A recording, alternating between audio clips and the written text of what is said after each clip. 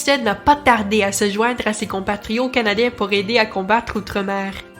En 1939, peu après que les Britanniques aient déclaré la guerre à l'Allemagne, Earl s'est engagé dans l'armée canadienne. Avant la guerre, Earl travaillait comme commis comptable. Il était donc naturellement doué pour les mathématiques.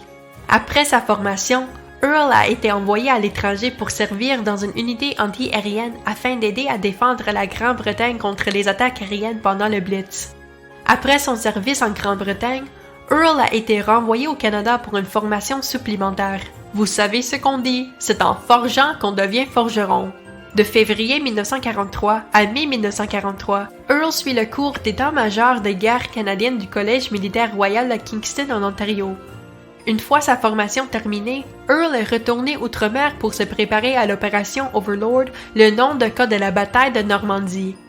Il débarque sur la plage Juno le 6 juin et dirige un groupe de correspondants de guerre et de militaires canadiens de haut rang.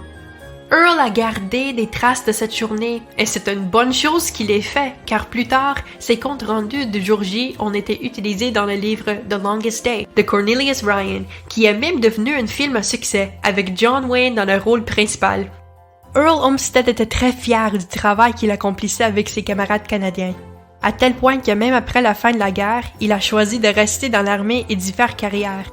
Cette décision lui vaut d'être promu lieutenant-colonel et, à la fin des années 1950, Earl devient officier supérieur des opérations au sein du commandement de la défense aérospatiale de l'Amérique du Nord, NORAD.